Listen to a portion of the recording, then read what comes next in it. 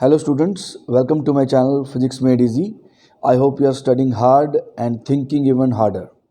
बेटा सोचना बहुत ज़रूरी है, क्वेश्चन करना बहुत ज़रूरी है, चीज़ों को ध्यान से देखना बहुत ज़रूरी है. आपको गहराई में जाके ही चीज़ें समझ आएंगी, राइट. तो आज हम रोटेशन मोशन का सेकंड पार्ट स्टार्ट करने जा रहे हैं. इसमें फर्स्ट पार्ट में हमने सेंटर ऑफ मास स्टडी किया था. तो रोटेशन मोशन को समझने के लिए बेटा ये एक मुश्किल चैप्टर माना जाता है, लेकिन अगर आप इसको कंपैरिजन से स्टडी करोगे लीनियर मोशन के साथ तो आपको ये काफ़ी इजी लगेगा, क्योंकि जो वहाँ लॉजिक लगे थे वही लॉजिक यहाँ पर आप लगा सकते हो. लेट अस सी. सो पहले हम कंपेयर करते हैं लीनियर मोशन और रोटेशन मोशन को. Linear motion and rotational motion.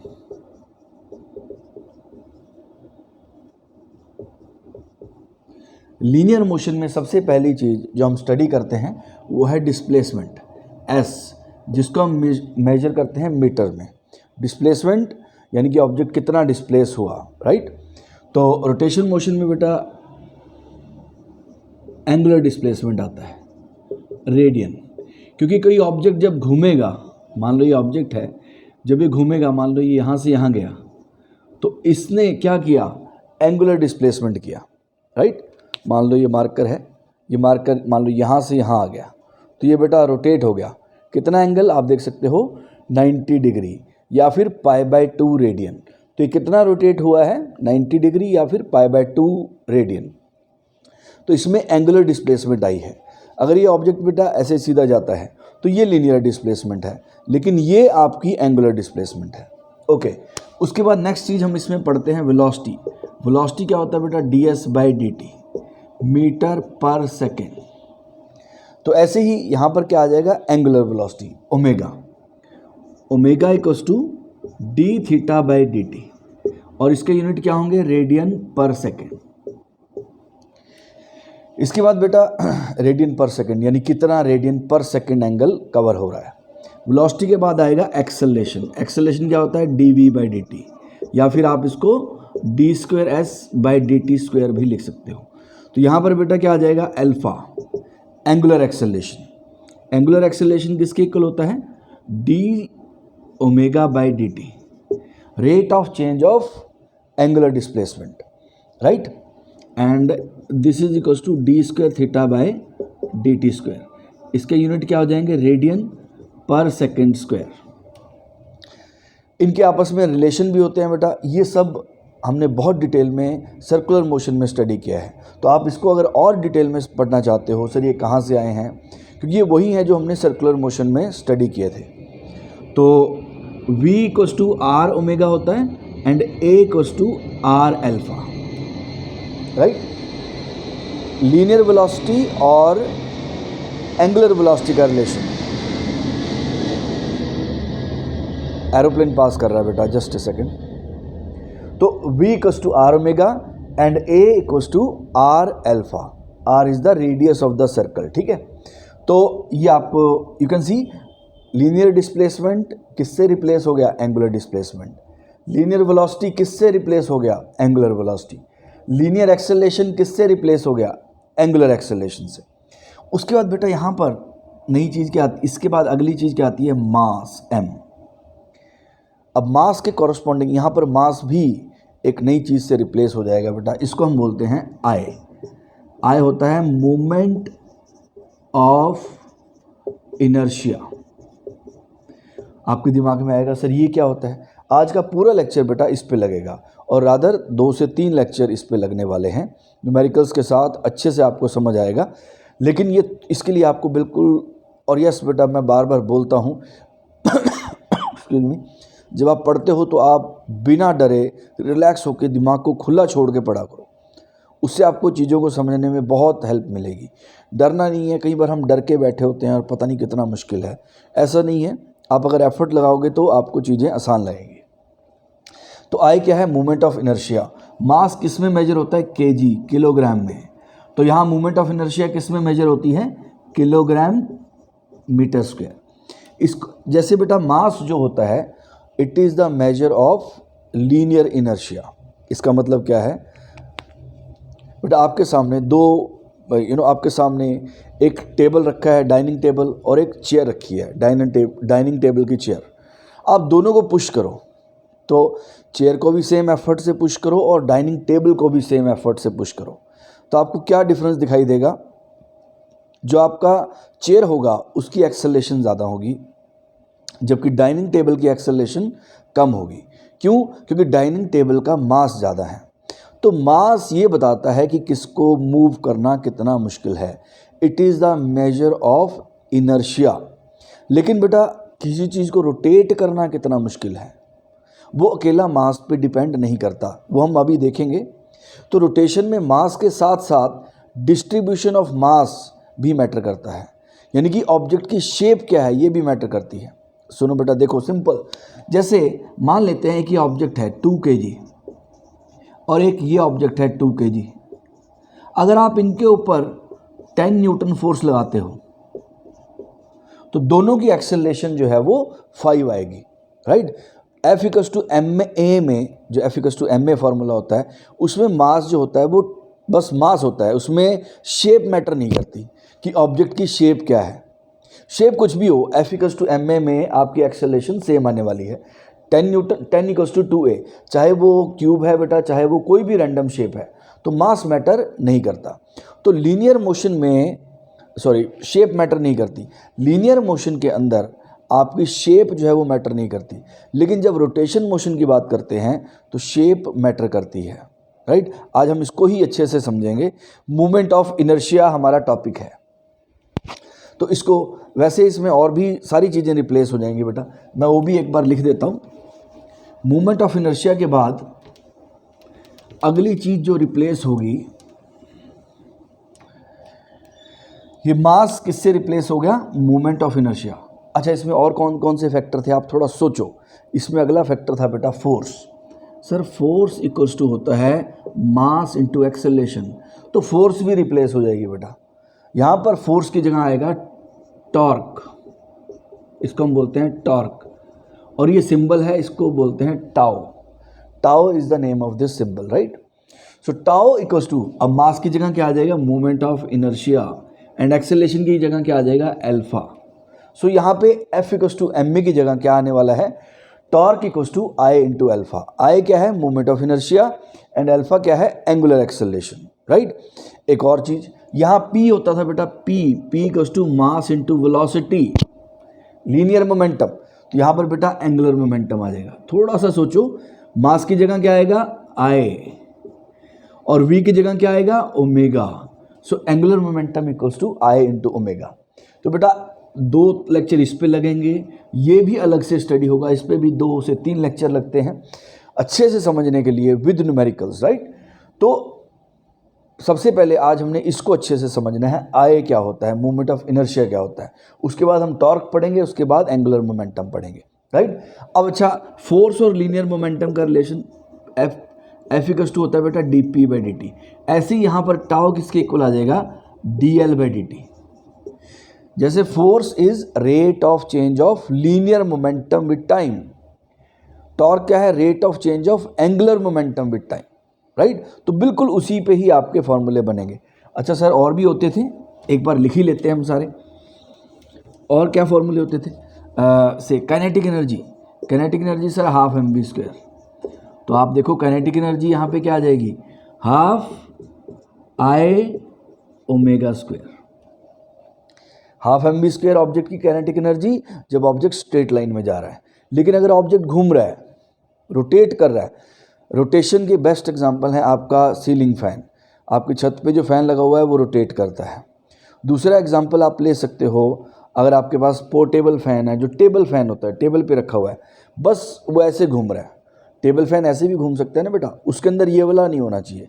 अगर वो ऐसे घूमेगा और ऐसे भी घूमेगा तो वो प्योर रोटेशन नहीं है। तो अभी हमने सिर्फ इसको स्टडी करना है, जिसमें ऑब्जेक्ट की एक्सिस जो है फिक्स्ड है। जैसे आपका सीलिंग फैन का एक्सिस फिक्स्ड होता है। अगर आप अपने बाइसिकल को स्टैंड पर लगा दो, या आप अपने एक्टिवा को स्टैंड पे लगाओ और उसका पहिया घुमाओ, अगर आपकी एक्टिवा या बाइक या साइकिल चल रही है तो उसका जो टायर है वो रोटेट नहीं कर रहा, वो रोल कर रहा है। रोलिंग अलग है बेटा। तो रोटेशन का मतलब अगर आप अपनी बाइसाइकिल को स्टैंड पे लगा के पैडलिंग करो तो उसका पिछला टायर घूमना शुरू हो जाएगा, तो वो जो घूम रहा है उसको रोटेशन बोलते हैं। तो हमने अभी रोटेशन स्टडी करना है। तो अगर आपका फ़ैन की आप काइनेटिक एनर्जी निकालते हो तो फ़ैन की काइनेटिक एनर्जी होगी half I omega square. As I told you, जो ये इसका m की जगह क्या आ जाएगा, moment of inertia, and v की जगह क्या आ जाएगा, एंगुलर वेलोसिटी आ जाएगी। ओके, और कुछ होता है सर, वर्क होता था F dot S, right, F vector dot S vector. इसमें टाउ, इसमें वर्क क्या आएगा, tau vector dot theta vector, right. F S यहाँ पे टाउ इंटू थीटा हो जाएगा, टाउ डॉट थीटा आ जाएगा, राइट। तो ये आपका वर्क इस तरीके से निकलेगा रोटेशन के अंदर।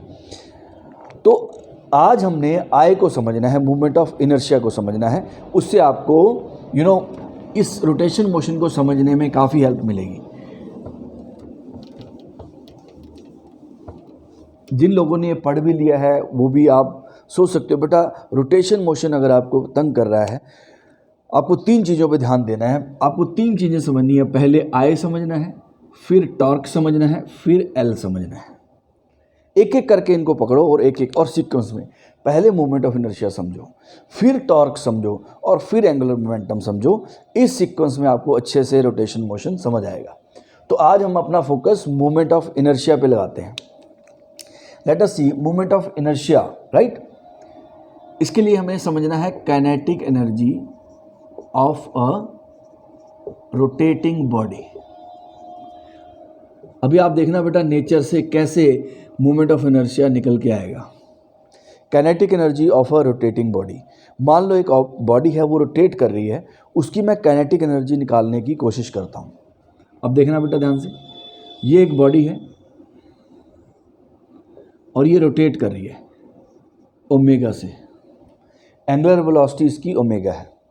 बेटा जब भी कोई ऑब्जेक्ट रोटेट करता है उसके अंदर के जो पार्टिकल्स होते हैं, उसके अंदर के जो पार्टिकल्स हैं वो सर्कल में घूमते हैं, और वो जितने भी पार्टिकल सर्कल में घूम रहे हैं उन सारे सर्कल्स का सेंटर एक्सिस ऑफ रोटेशन पे होता है, राइट। एक्सिस ऑफ रोटेशन जिसके अबाउट ऑब्जेक्ट घूम रहे हैं, जिसके अबाउट पार्टिकल्स घूम रहे हैं, राइट। यानी कि एक्सिस ऑफ रोटेशन वो लाइन होती है जो मूव नहीं करते, राइट। जैसे ये मार्कर है बेटा, इसको मैं रिलीज़ करता हूँ तो ये इसकी एक्सिस ऑफ रोटेशन होगी जहाँ से मैंने इसको पकड़ा हुआ है।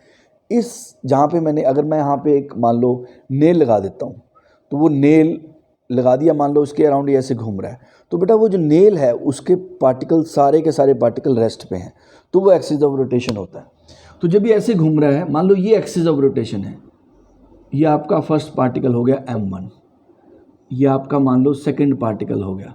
ये सारे के सारे पार्टिकल कंसेंट्रिक सर्कल्स में घूमेंगे। सबका सर्कल, सबका जो सर्कुलर मोशन है उन सब का सेंटर इस लाइन पे आएगा। ओके,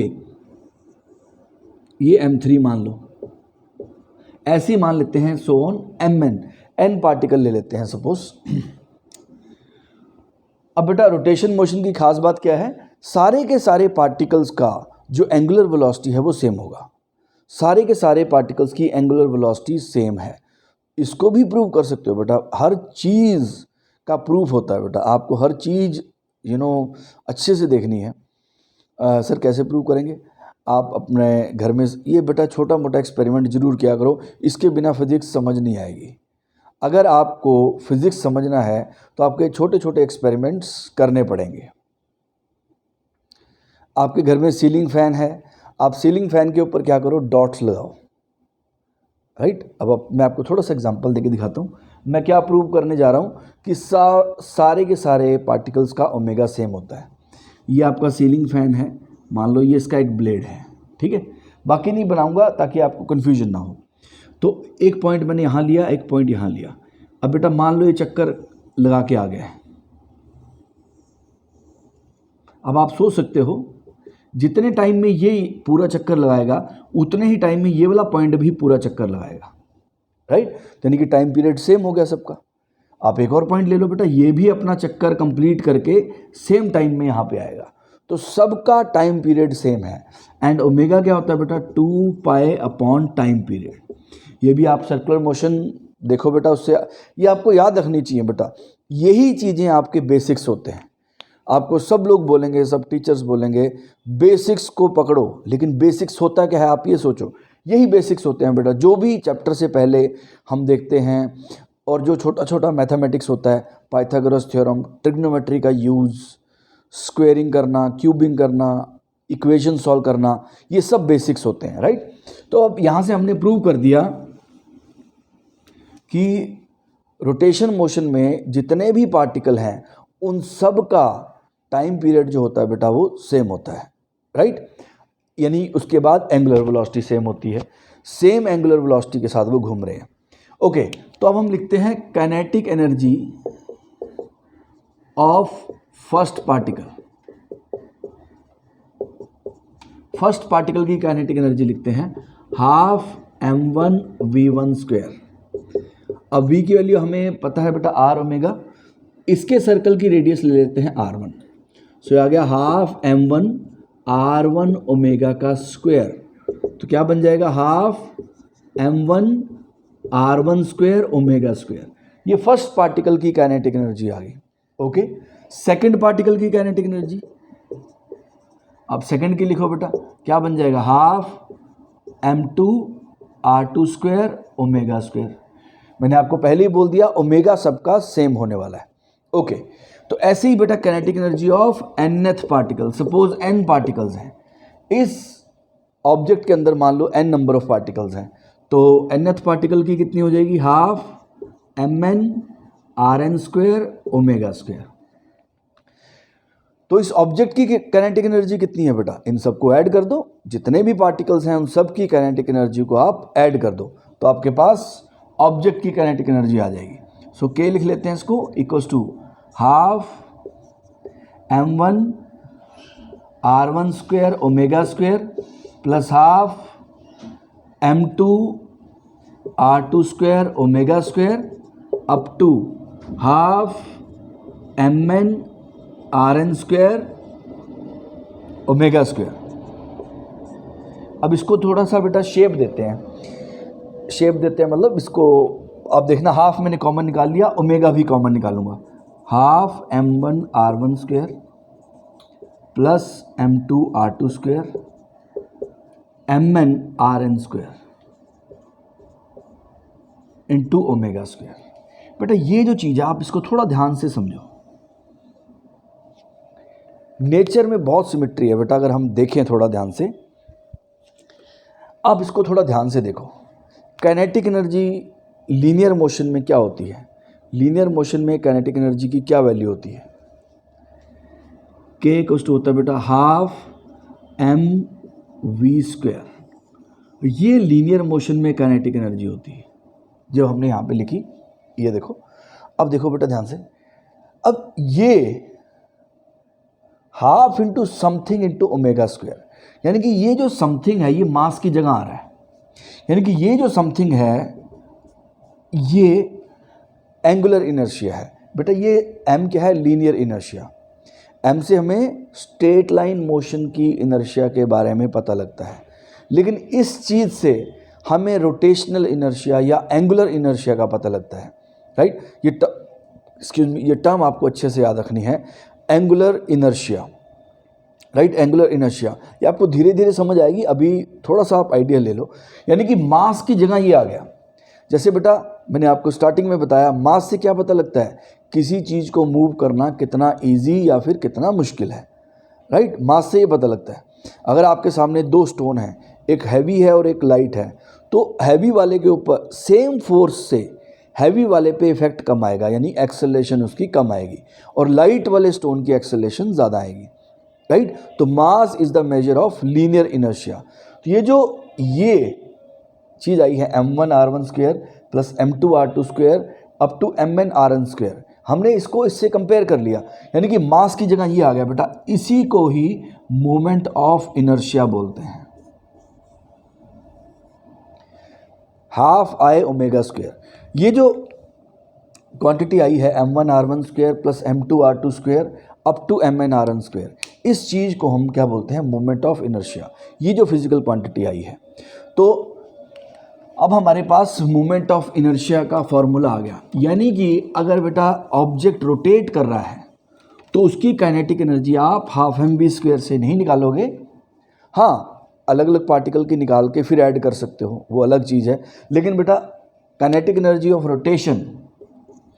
रोटेशन में काइनेटिक एनर्जी हाफ I⍵² से आएगी।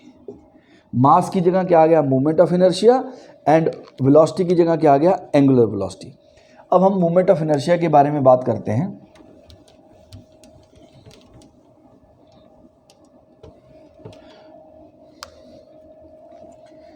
Moment of inertia,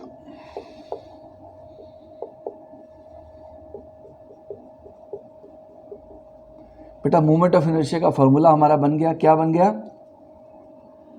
m1r1² plus m2r2² up to mn/rn²। ये मोमेंट ऑफ इनर्शिया का फॉर्मूला बन गया। मतलब आपको क्या करना है बेटा, आपको एक सिस्टम दिया होगा जिसका मोमेंट ऑफ इनर्शिया आपको निकालना होगा।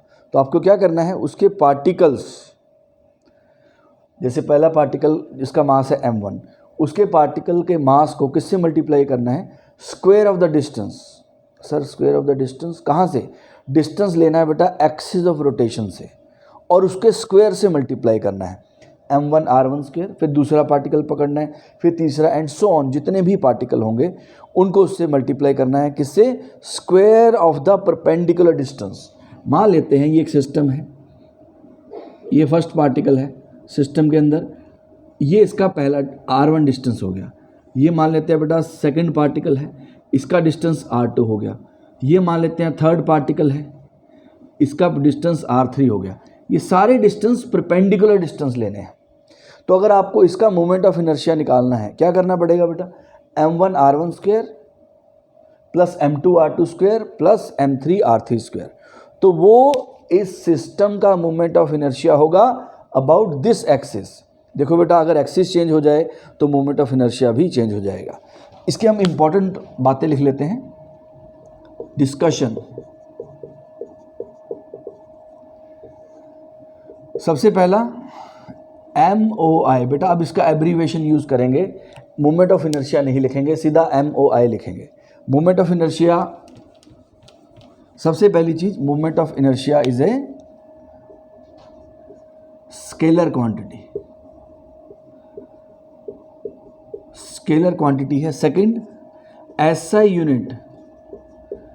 Unit of moment of inertia is kg/m²। बेटा मास इंटू डिस्टेंस का स्क्वायर है, मास का SI यूनिट होता है kg, डिस्टेंस का स्क्वायर यानी मीटर का स्क्वायर, तो kg/m²। Third, moment of inertia depends upon mass as well as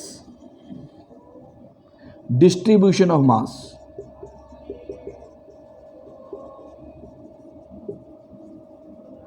distribution of mass पे भी मोमेंट ऑफ इनर्शिया जो है वो डिपेंड करेगी, यानी कि मास कैसे फैला हुआ है, राइट।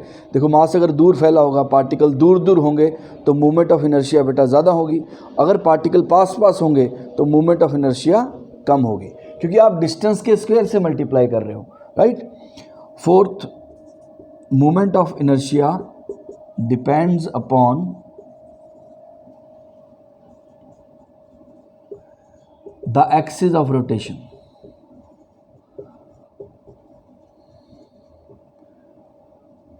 एक्सिस ऑफ रोटेशन पे भी मोमेंट ऑफ इनर्शिया जो है वो डिपेंड करती है कि एक्सिस ऑफ रोटेशन कहाँ लाई करती है। ये सारे पॉइंट्स आपको याद रखने हैं। अब हम इसके न्यूमेरिकल्स करते हैं, उससे आपको ये अच्छे से समझ आ जाएगा। मोमेंट ऑफ इनर्शिया क्या है? मोमेंट ऑफ इनर्शिया सर मास की जगह रोटेशन में आता है। बेटा अभी आपको थोड़ी देर में फील आनी शुरू होगी आपको ये, और यस जब तक फील नहीं आई तब तक समझ भी नहीं आया। अभी आपको ये पॉइंट्स याद रखने हैं। सर जो काम लीनियर मोशन में मास करता है वही काम रोटेशन मोशन में मोमेंट ऑफ इनर्शिया करती है। मास से पता लगता है किसी चीज़ को मूव करना कितना मुश्किल है, मोमेंट ऑफ इनर्शिया से ये पता लगता है किसी चीज़ को रोटेट करना कितना मुश्किल है, right. Moment of inertia scalar quantity है, एसआई यूनिट इसका केजी मीटर स्क्वायर है, and depend moment of inertia किस पे डिपेंड करती है, मास पे भी डिपेंड करती है। देखो मास ज़्यादा होगा बेटा तो मोमेंट ऑफ इनर्शिया भी ज़्यादा हो जाएगा। और moment of inertia also depends upon axis of rotation. Axis of rotation कहाँ पे है उस पर भी डिपेंड करती है। बाकी ये सब चीज़ें आपको क्वेश्चन से और क्लियर हो जाएंगी। अब इसके थोड़े न्यूमेरिकल्स करते हैं, उससे आपको समझ आ जाएगा अच्छे से।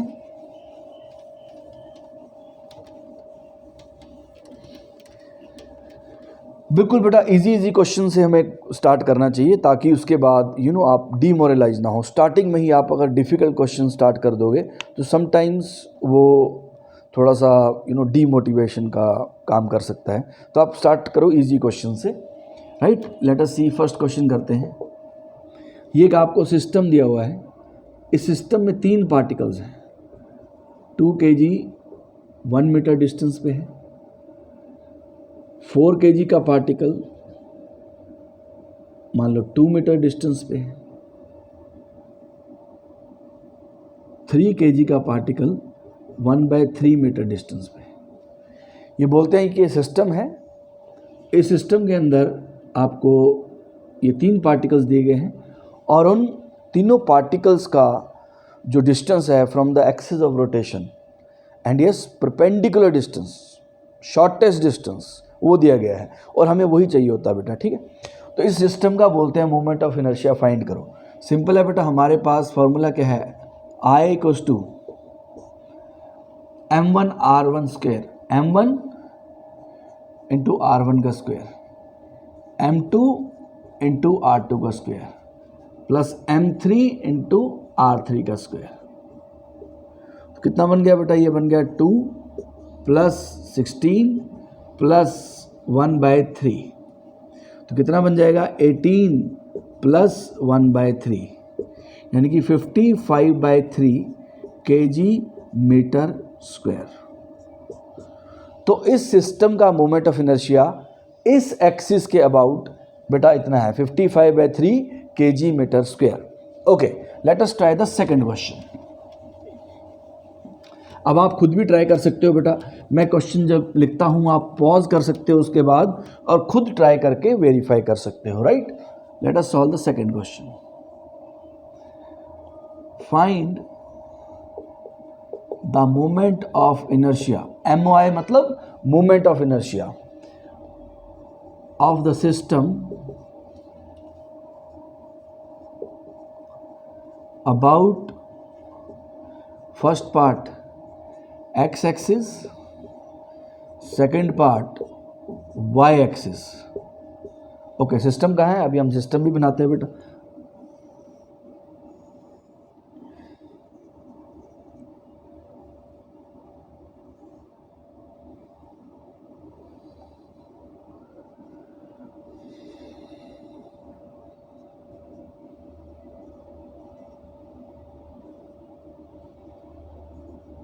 ये दिया हुआ बेटा, इस सिस्टम में 3 पार्टिकल्स हैं m m m और वो कहाँ पे रखे हैं, vertices of an equilateral triangle, right. ये वर्टिसेस होते हैं बेटा, यहाँ पे एक m रख दिया, एक m यहाँ रख दिया, एक m यहाँ रख दिया। इक्विलैटरल ट्रायंगल, तीनों साइड्स इक्वल हैं। अब ये बोल रहे ये आपकी x एक्सिस है बेटा, ये y एक्सिस है। समझना ध्यान से, आप ट्राई कर सकते हो, ठीक है। तो पहला पार्ट है x एक्सिस के अबाउट, एक्स एक्सिस के अबाउट मोमेंट ऑफ इनर्शिया निकालना है। ओके, ये तो बेटा हमें क्या क्या चाहिए, पार्टिकल देखना है। सबसे पहले इस पार्टिकल को देखते हैं, इसको हम पार्टिकल 1 मान लेते हैं बेटा, इसको 2 मान लेते हैं और इसको 3 मान लेते हैं, ठीक है। तो मोमेंट ऑफ इनर्शिया क्या आ जाएगी, I = इस पार्टिकल की moment of inertia, first particle की इस एक्सिस के अबाउट मोमेंट ऑफ इनर्शिया कितनी होगी, m × 0 का स्क्वायर, क्योंकि बेटा ये पार्टिकल एक्सिस के ऊपर ही आ गया, right. This particle lies on the axis. देखो समझो बेटा ध्यान से, हमें क्या करना होता था, ये पार्टिकल है, इसका एक्सिस से डिस्टेंस निकालना था। मान लो ये पार्टिकल इधर आता आता इसके ऊपर ही आ जाए, अगर पार्टिकल एक्सिस पे ही रखा हुआ है तो उसका डिस्टेंस क्या होगा, उससे 0 हो जाएगा बेटा। देखो ये पार्टिकल इसके पास आता जा रहा है, अगर यहाँ आ गया तो डिस्टेंस कम, और पास आ गया तो डिस्टेंस और कम। तो जब ये पार्टिकल एक्सिस के ऊपर आ जाएगा तो डिस्टेंस कितना हो गया, 0 हो गया। तो इस पार्टिकल का मोमेंट ऑफ इनर्शिया कितना आ गया, m इंटू 0 का स्क्वायर। अब इस पार्टिकल का सेम, इस पार्टिकल का डिस्टेंस भी कितना है, एक्सिस से 0 है, तो m इंटू 0 का स्क्वायर। अब ये आ गया m3, ये पार्टिकल 3 हो गया बेटा, मास इसका m ही है, तीनों का मास सेम दिया हुआ था। अब बेटा समझने वाली बात है, कुछ बच्चे क्या करते हैं, ये डिस्टेंस ले लेते हैं, लेकिन मैंने आपको रिपीट किया था बेटा, फिज़िक्स या साइंस अगर आप समझ रहे हो, पढ़ रहे हो, मेन चीज़ है you have to be meticulous. Meticulous का मतलब क्या है, मतलब आपको बहुत मेथोडिकल होना पड़ेगा, मतलब कि जो चीज़ जैसी है उसको वैसे ही याद रखना है। इस पार्टिकल का इस लाइन से परपेंडिकुलर डिस्टेंस चाहिए। एक्सिस से जो डिस्टेंस होता है वो कौन सा होता है, शॉर्टेस्ट डिस्टेंस लिया जाता है, शॉर्टेस्ट डिस्टेंस या परपेंडिकुलर डिस्टेंस। तो बेटा यहाँ से परपेंडिकुलर ड्रॉप कर दो। सर ये तो दिया नहीं हुआ, बिल्कुल नहीं दिया हुआ, लेकिन हम निकाल सकते हैं। कैसे, ज्योमेट्री से और ट्रिग्नोमेट्री दोनों से। मैं आपको दोनों से करके दिखा देता हूँ। बेटा ये इक्विलैटरल ट्रायंगल है, तो ऑल्टीट्यूड जो है वो मीडियन होगा, यानी कि ये मिड पॉइंट आ गया। अच्छा ये मिड पॉइंट आ गया, तो ये डिस्टेंस कितना हो गया बेटा, a/2। ये वाला डिस्टेंस बन गया a/2। ऑल्टीट्यूड हमेशा मीडियन नहीं होता बेटा, ऑल्टीट्यूड जो होता है वो मीडियन सिर्फ इक्विलैटरल ट्रायंगल में होता है। ओके, ये मीडियन आ गया, यानी कि ये मिड पॉइंट, यानी ये a/2 आ गया। अब मान लो ये डिस्टेंस मुझे x फाइंड करना है। अब आप पाइथागोरस थ्योरम लगा दो बेटा सीधा, तो a² इक्वल्स टू कितना आ गया, a/2 का स्क्वायर प्लस x का स्क्वायर। तो a² equals to a²/4 plus x²। सो इसको इधर ले गया हो बेटा, 3a²/4 equals to x²। So √3/2 into a equals to x। आपके पास √3a/2 आ गया बेटा, इस x की वैल्यू, राइट। तो moment of inertia of m कितना है, mx का स्क्वायर। तो बेटा mx की वैल्यू पुट कर दो आप, √3a/2 का स्क्वायर, तो कितना आ गया, m इंटू 3a²/4। तो इस सिस्टम की moment of inertia about x axis जो है वो 3ma²/4 हो जाएगी बेटा, 3ma²/4, राइट। पहली चीज़ बेटा, ये मैंने इसको ज्योमेट्री से कैलकुलेट किया है, आप इसको वेक्टर से या ट्रिग्नोमेट्री से भी कैलकुलेट कर सकते हो। बेटा कंपोनेंट निकालना, राइट। ये a है, अब ये एंगल कितना हो गया, 60 डिग्री। तो जिस तरफ थीटा होता है बेटा, उस साइड वाला कंपोनेंट a cos थीटा, यानी कि ओके मुझे ये नहीं चाहिए, मुझे तो ये चाहिए, राइट। तो मुझे ये वाला कंपोनेंट चाहिए, तो ये a sin 60 हो गया बेटा। जिस साइड थीटा होता है उस साइड वाला component a cos theta, but I don't need this, मुझे चाहिए ये x। प्रोजेक्टाइल याद करो बेटा, this component v cos theta और ये v sin थीटा, तो मुझे ये वाला कंपोनेंट चाहिए। तो a sin 60 यानी कि a√3/2। बेटा सेम रिजल्ट आया है, तो आपके पास आपकी चॉइस है बेटा, आप ट्रिग्नोमेट्री लगाओ या फिर आप ज्योमेट्री लगाओ या वेक्टर्स लगाओ। ट्रिग्नोमेट्री में बेटा cos 60 लेना, sin 60 लेना पड़ेगा अगर ट्रिग्नोमेट्री लगाना है। sin 60 equals to perpendicular upon hypotenuse, √3/2a equals to x। तो इस तरीके से आप इसका मोमेंट ऑफ इनर्शिया निकाल सकते हो बेटा। यही बेसिक्स हैं। जब आप पढ़ाई कर रहे हो, आप, मुझे पता है बेटा हर चीज़ ही क्वेश्चन होता है। बच्चे सुनते हैं सर मुझे पता लग गया बेसिक पढ़ने हैं, पर ये नहीं पता लग रहा बेसिक है क्या। आता दिमाग में, बिल्कुल आता होगा। सोचना बेटा, कुछ बच्चे तो को काफ़ी कुछ क्लियर होता है, बट ज़्यादातर बच्चे ये स्ट्रगल करते हैं। हर चीज़ उनको हर चीज़ में डाउट होता है। आपको बोलेंगे बेसिक स्ट्रॉन्ग करो, तो सोचेंगे सर क्या स्ट्रॉन्ग करना है, हमें पता ही नहीं। तो बेसिक का मतलब यही स्ट्रॉन्ग करना होता है बेटा, कि आपको ये छोटी छोटी चीज़ें निकालनी आनी चाहिए। अब ये चीज़ आप, जिसका मैथ्स वीक है उसको ये चीज़ 4-5 बार करनी चाहिए, कि मैं ज्योमेट्री से भी निकाल पाऊँ, मैं ट्रिग्नोमेट्री से भी निकाल पाऊँ, मैं वेक्टर से भी निकाल पाऊँ, और मैं पाइथागोरस थ्योरम जो लगाया है वो भी लगा पाऊँ। तो ये बेसिक्स होता है। ओके, ये अबाउट एक्स एक्सिस आ गया बेटा आंसर। अब चलते हैं about Y axis. Okay, Y axis Y axis के अबाउट मोमेंट ऑफ इनर्शिया चाहिए। अब बेटा आपकी एक्स एक्सिस तो है, लेकिन अब ये इसके अबाउट नहीं पूछ रहे मोमेंट ऑफ इनर्शिया, अब ये मोमेंट ऑफ इनर्शिया पूछ रहे हैं इसके अबाउट। ओके, तो पार्ट 2 करते हैं बेटा, about Y axis I equals to इसके अबाउट। अच्छा बेटा, फर्स्ट पार्टिकल का m इंटू 0 का स्क्वायर, ये पार्टिकल तो एक्सिस के ऊपर ही आ गया। उसके बाद इसकी बात करते हैं, इसका डिस्टेंस इस एक्सिस से कितना हो गया, ये a, तो m इंटू ए का स्क्वायर, परपेंडिकुलर डिस्टेंस चाहिए वही पता है। अब इस m की बात करते हैं, सर a का स्क्वायर, नो, हमें चाहिए बेटा ये वाला डिस्टेंस चाहिए, ये डिस्टेंस चाहिए।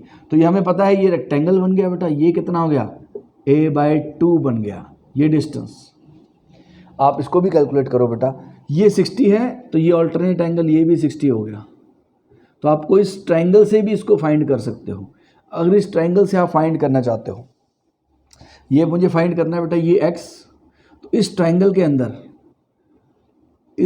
अंदर आप ले लो cos 60, राइट।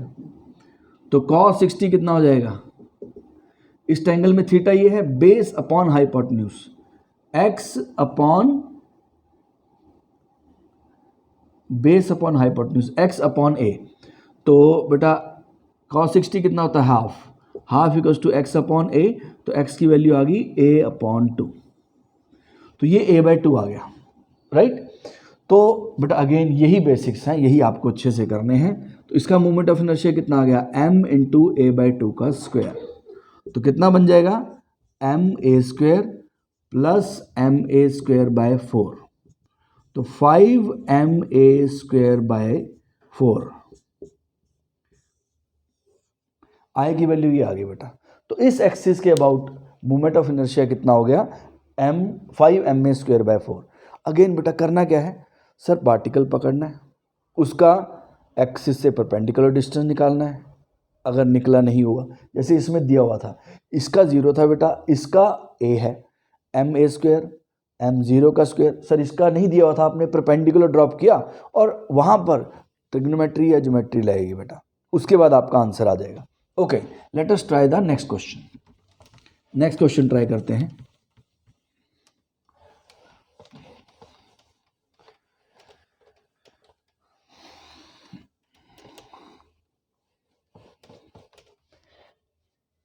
अब इसके अंदर हम डाल देते हैं बेटा 4 पार्टिकल।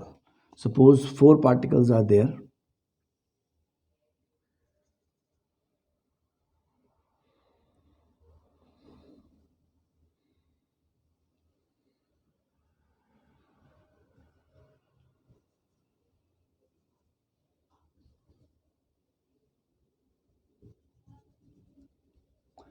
ये बेटा स्क्वायर दिया हुआ है इन्होंने।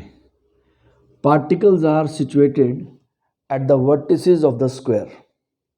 ये एक स्क्वायर है, ये आपका बेटा एक्स एक्सिस है इधर, और ये आपका वाई एक्सिस है। अगेन बेटा छोटी छोटी चीज़ों से ही आप बड़े बड़े कॉन्सेप्ट सीख सकते हो। मोमेंट ऑफ इनर्शिया निकालना है, मोमेंट ऑफ इनर्शिया सीखना है। आप डिसाइड करो कि आज मैं टेबल से तभी उठूंगा जब मुझे मोमेंट ऑफ इनर्शिया आ जाएगा। आप ऐसा डिसाइड करो बेटा, और आपको मोमेंट ऑफ इनर्शिया समझ आ जाएगा। मैं वही लाइन रिपीट कर रहा हूँ जो हमें चाहिए। अब इस सिस्टम का मोमेंट ऑफ इनर्शिया फाइंड करना है बेटा। ये एक्सिस दी हुई है, अबाउट डायगोनल, ये सबसे पहले आपके दिमाग में क्या आना चाहिए इसको देख के, सर मोमेंट ऑफ इनर्शिया निकालना। पहले तो पार्टिकल देखो कहाँ कहाँ है, 1 2 3 4 पार्टिकल हैं। एक एक पार्टिकल पकड़ो, पहले इस पार्टिकल का मोमेंट ऑफ इनर्शिया निकालते हैं। मुझे निकालना है सिस्टम का। सिस्टम के अंदर जितने भी पार्टिकल होंगे उन सब का अलग अलग मोमेंट ऑफ इनर्शिया निकलेगा, और फिर वो सारे ऐड हो जाएंगे, वो सारे ऐड हो जाएंगे। ठीक है, पहले इसकी बात करते हैं। आई निकालना है बेटा, ओके, m इंटू 0 का स्क्वायर। सर 0 क्यों, ये पार्टिकल तो एक्सिस पे ही आ गया, राइट, m इंटू 0 का स्क्वायर। अब इसकी बात करते हैं। सर इसके लिए मुझे चाहिए ये वाला डिस्टेंस, ये डिस्टेंस। सर ये डिस्टेंस तो है नहीं, लेकिन निकल जाएगा बेटा। आप इसको सोचो, इसको ज्वाइन करो, स्ट्रेट लाइन, ये ज्वाइन हो गया। अब ये a है, ये भी a है, तो ये a√2 होगा बेटा।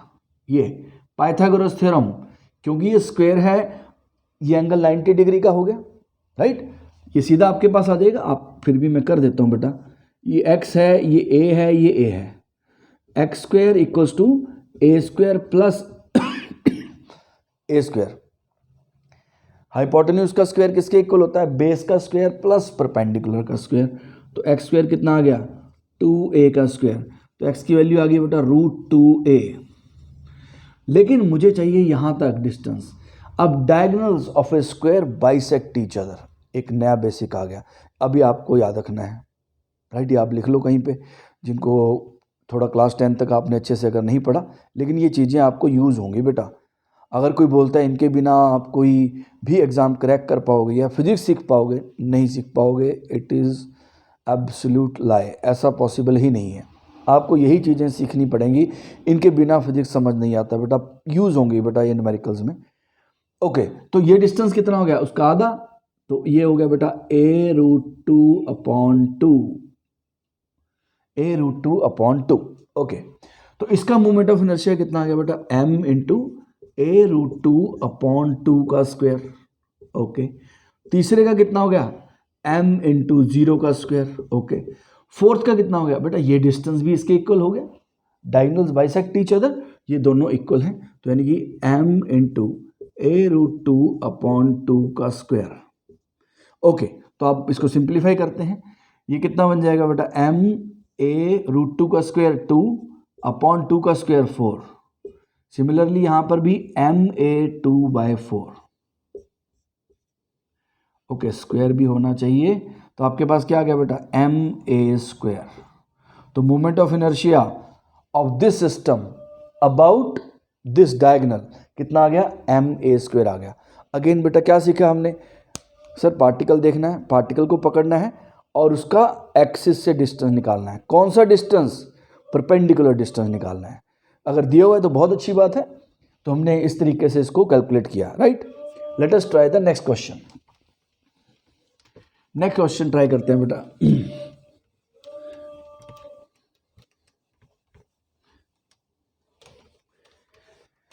नेक्स्ट क्वेश्चन समझने से पहले बेटा मैं आपको एक थोड़े से फॉर्मूले देना चाहता हूं, अगेन बेसिक्स, राइट। 3 फॉर्मूले आपको दे रहा हूं। वैसे जिन्होंने, अगर आपने बेसिक मैथ्स के लेक्चर देखे हैं, ये वहां पर भी दिए गए हैं, पर अभी एक बार मैं रिवाइज करवा देता हूं क्योंकि ये यूज हो जाते हैं।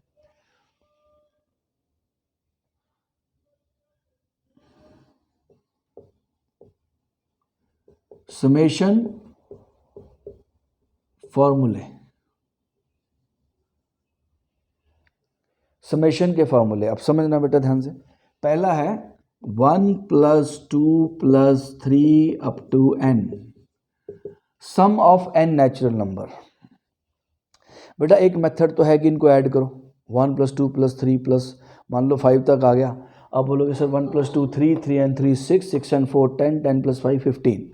एक मेथड ही है, लेकिन वो बहुत टाइम लग जाएगा अगर नंबर बहुत ज़्यादा हो, तो इसीलिए इसका एक फॉर्मूला डिराइव किया जाता है। मैथ्स वालों को तो आप पता होगा, जो मैथ्स पढ़ रहे हैं उनके लिए तो ये बड़ा कॉमन फार्मूला है, sum of first n natural number n × n+1/2, right.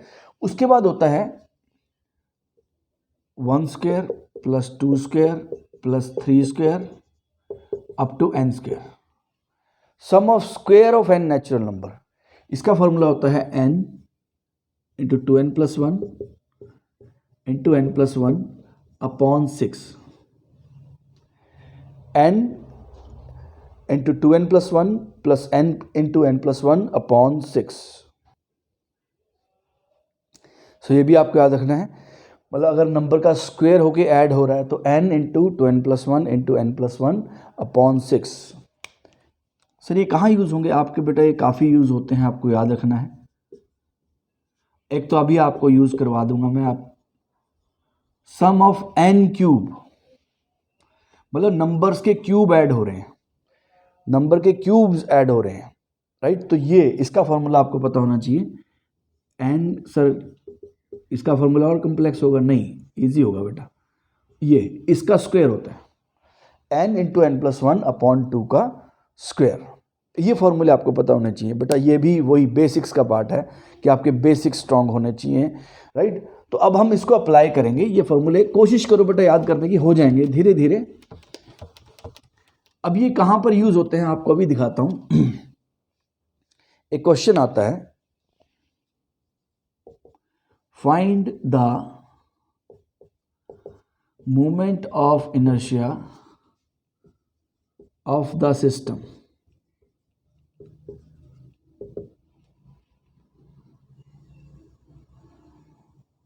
ये एक सिस्टम है, ये 0 है, ये 1 मीटर, ये 2 मीटर, 3 मीटर एंड ऐसे करते करते 10 मीटर, राइट। एक सिस्टम है, मान लो एक रॉड है, रॉड बिल्कुल हल्की है, उसका मास नहीं है, राइट। यस, प्रैक्टिकली तो पॉसिबल नहीं है, कोई भी रॉड होगा बेटा उसका मास होगा, लेकिन क्वेश्चंस में ऐसे क्वेश्चन बना दिए जाते हैं जहां पर हम कुछ चीज़ों का मास इग्नोर कर देते हैं। मान लो एक ये रॉड है जिसकी लेंथ 10 मीटर है और इस रॉड का मास नहीं है। अब 1 मीटर पे हमने एक पार्टिकल चिपका दिया 1 kg का, अब 2 मीटर पे पार्टिकल चिपका दिया 2 kg का, 3 मीटर पे पार्टिकल चिपका दिया 3 kg का एंड सो ऑन। 10 मीटर पे पार्टिकल हमने चिपका दिया 10 kg का। ठीक है, आपको आई होप ये समझ आ गया होगा। 1 मीटर डिस्टेंस पे 1 kg का पार्टिकल चिपकाया, 2 मीटर के डिस्टेंस पे 2 kg का, 3 मीटर के डिस्टेंस पे 3 kg का एंड सो ऑन। अभी बोलते हैं इस सिस्टम का मोमेंट ऑफ इनर्शिया निकालो अबाउट दिस एक्सिस। इस एक्सिस के अबाउट मोमेंट ऑफ इनर्शिया निकालना है, कोई बड़ी बात नहीं है। लेट अस सी। देखो बेटा आपके बेसिक्स अगर स्ट्रांग हो गए तो बिल्कुल सिंपल हो जाएगा। आई इक्वल्स टू, पहले इस पार्टिकल का मोमेंट ऑफ इनर्शिया निकालते हैं, 1 इंटू 1 का स्क्वायर, ओके, प्लस 2 इंटू, अब इसका डिस्टेंस कितना है एक्सिस से, देखो 2 मीटर, 2 kg 2 मीटर पे रखा हुआ है, एम आर स्क्वायर 2 इंटू 2 का स्क्वायर प्लस 3 इंटू 3 का स्क्वायर अप टू 10 इंटू 10 का स्क्वायर। देखो बेटा आगे ज़रूरत जो हमने फॉर्मूले सीखे हैं उसकी, तो हम वो पहले से ही कर लेते हैं। तो इसीलिए बेटा आपके बेसिक्स अगर अच्छे होंगे तो क्वेश्चन आपको इजी लगेंगे। मान लो मोमेंट ऑफ इनर्शिया निकालना तो आपने सीख लिया, आप यहाँ अब यहाँ पे रखोगे। अब क्या बेटा देखो रिजल्ट, देखो क्या आ रहा है, रिजल्ट आ रहा है 1 cube plus 2 cube plus 3 cube up to 10 cube.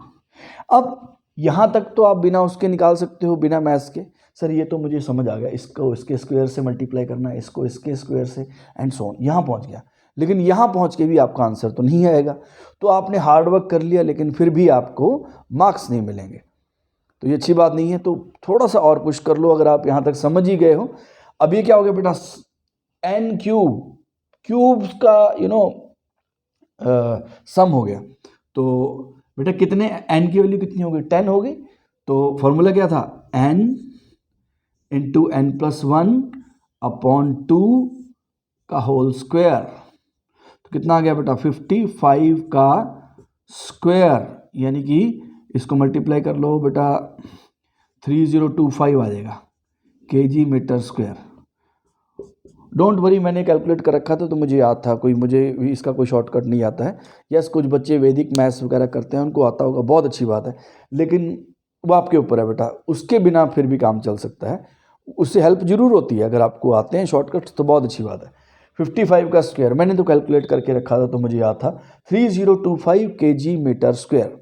तो देखो बेटा इस तरीके से आप मोमेंट ऑफ इनर्शिया निकाल सकते हो किन सिस्टम की। अब थोड़ा सा हम इसको अगली क्लास में हम इसको और आगे बढ़ाएंगे। इस क्लास में अगर आपने देखा हो, ये सारे के सारे सिस्टम ऐसे हैं, इनको हम बोलते हैं डिस्क्रीट सिस्टम। डिस्क्रीट सिस्टम का क्या मतलब होता है, यहाँ पर जो पार्टिकल्स हैं वो स्कैटर्ड होते हैं, फैले हुए होते हैं। देखो एक पार्टिकल यहाँ रखा है 1 मीटर पे, अगला पार्टिकल यहाँ रखा है 2 मीटर पे, अगला पार्टिकल 3 मीटर पे एंड सो ऑन। तो इस तरीके से पार्टिकल्स रखे हुए हैं। लेकिन बेटा कई जगह पर ऐसा नहीं होता, वहाँ पे कॉन्टिन्यूसली पार्टिकल रखे होते हैं। जैसे आपके दिमाग में आ भी सकता है, मैंने बोला ये एक रॉड थी 10 मीटर की और उसका मास नहीं था, और हमने यहाँ पर पार्टिकल टिका दिए, अब इसका मोमेंट ऑफ इनर्शिया निकालो, हमने निकाल दिया। बट अगर बेटा रॉड का भी मास हो, ये आपकी रॉड है। अगर कोई बोले सर क्या इस रॉड का मोमेंट ऑफ इनर्शिया नहीं होगा, बेटा इस यूनिवर्स में जितनी भी चीज़ें हैं हर चीज़ का मोमेंट ऑफ इनर्शिया होगा। हर चीज़ जिसका मास है उसका मोमेंट ऑफ इनर्शिया भी आएगा, ठीक है। तो अगर कोई बोले इस रॉड का मोमेंट ऑफ इनर्शिया निकालो, सर हमें तो आ गया था, हमने निकाला हुआ है, क्या करना है m1r1 स्क्वायर। बट इसमें m1r1 स्क्वायर नहीं लगेगा बेटा। क्यों नहीं लगेगा?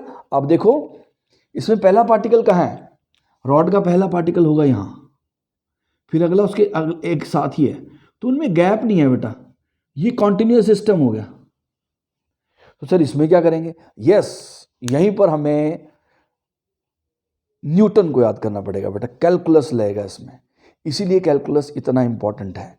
कैलकुलस यानी कि डिफरेंशिएशन और इंटीग्रेशन का यूज़ होगा।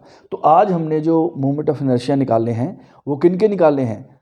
एक ऐसे सिस्टम के जिसके अंदर जो डिस्क्रीट सिस्टम है, जहाँ पे पार्टिकल्स दूर दूर रखे हुए हैं, उनकी अलग अलग लोकेशन है, उनमें गैप है। लेकिन अगर पार्टिकल्स के बीच में गैप ना हो, जैसे जो हमारे आसपास चीज़ें होती हैं बेटा, उनमें पार्टिकल्स के बीच में गैप नहीं होता। जैसे ये देखो सर, गैप होता है पार्टिकल्स में कभी? यस। अगर आप इस हमारे सोलर सिस्टम की बात करते हैं, देखो सन कहाँ पे है, सन से कितनी दूर मार्स है, फिर बहुत दूर अर्थ है, वो दूर स्कैटर्ड है अलग अलग जगह। तो अगर हम एक मान लो एक्सिस सन से पास करें, इमेजिन कर लेते हैं सन से कोई एक्सिस पास कर रही है, तो वो डिस्क्रीट सिस्टम बन गया आपका। यानी एक पार्टिकल यहाँ, एक अर्थ यहाँ। सर अर्थ पार्टिकल? यस। जब बेटा सोलर सिस्टम की बात करेंगे, अर्थ तो एक डॉट की तरह दिखेगा। हमारे लिए अर्थ बहुत बड़ी है क्योंकि हम खुद बहुत छोटे हैं, लेकिन जब अर्थ को आप सन के साथ कंपेयर करोगे, आपको एक छोटा सा अब मेरे दिमाग में आया है, एक चीज़ आपके साथ शेयर करता हूँ। अगर आपको थोड़ा बेटा ये सीखना है कि मुझे कितना आता है, मुझे कितना आना चाहिए, मैं आपको एक छोटी सी स्टेटमेंट देता हूँ। आपको क्या लगता है सन के अंदर कितनी अर्थ फिट हो सकती है? हम बोलते हैं सन अर्थ से बहुत बड़ा है। बेटा इस बहुत बड़ा से काम चलने वाला नहीं है। यू आर साइंस स्टूडेंट, आपको एग्जैक्ट डेटा चाहिए, राइट। अब ये क्वेश्चन सुन के आप गूगल मत करना, सर्च मत करना, अपना दिमाग लगाना, थोड़ा सोचना। अगर पता है तो बहुत अच्छी बात है, फिर तो आपको पता है, फिर तो कोई प्रॉब्लम नहीं है। जिसको नहीं पता बेटा, मैं चाहता हूँ आप पढ़ना सीख जाओ। तो पढ़ना सीखने के लिए कुछ चीज़ें होती हैं, जो मूवमेंट्स होती हैं कि जब आप पढ़ना शुरू कर दोगे। तो ये एक बड़ा अच्छा क्वेश्चन है जो अभी मेरे दिमाग में आया कि सन के अंदर कितनी अर्थ आपके हिसाब से फिट हो सकती हैं। आपने बोला बहुत बड़ा है सन, लेकिन बहुत बड़ा कितना बड़ा? कितनी अर्थ सन के अंदर फिट हो सकती है, राइट। आप उसको नंबर को लिखना, सर 1000, 5000, 500, 200, उस नंबर को लिखना और फिर उसको कंपेयर करना जितनी फिट हो सकती हैं। फिर आपको पता लगेगा कि आपका एरर कितना ज़्यादा है। अच्छा मैं तो सोचता था 500 फिट होती हैं और ये तो 5000 फिट हो रही है। मैं आपको आंसर नहीं दे रहा, मैं चाहता हूँ एक बार आप सोचो, सोचने के बाद उसको कंपेयर करो, फिर देखो अच्छा मुझे तो ये भी नहीं पता था। यस बेटा, बहुत सारी चीज़ें नहीं पता आपको, मुझे भी कुछ भी खास पता नहीं, ये थोड़ा बहुत पता है। तो समझने की कोशिश करो कि नॉलेज कहाँ तक लेके जाया जा सकता है, राइट। तो आज हमने क्या किया है, मोमेंट ऑफ इनर्शिया। ये क्वेश्चन जरूर एड्रेस करना, सोचना बेटा इसके बारे में, और फिर कंपेयर करना कि मैं ये सोच रहा था अरे इतना बड़ा सन है, राइट। आपको बहुत बड़ा सरप्राइज मिलने वाला है अगर आपको पता नहीं था तो, ठीक है। ओके बेटा, तो अब हम सेकंड लेक्चर में मिलते हैं। सेकंड लेक्चर में हम इस रॉड का मोमेंट ऑफ इनर्शिया, इस बोर्ड का मोमेंट ऑफ इनर्शिया, यानी कि moment of inertia of continuous bodies, वो कैलकुलेट करेंगे, ठीक है। आई होप आपको ये समझ आ गया है। आप अपने क्वेश्चन ज़रूर पोस्ट कीजिए। अगर आपको क्वेश्चन कोई चीज़ आपको कोई क्वेश्चन आपके दिमाग में आता है, कोई भी आपको डाउट रह गया, तो आप प्लीज़ उसको कीजिए और ये क्वेश्चन ज़रूर सॉल्व कीजिए अच्छे से। Okay, thank you, take care, bye bye, see you.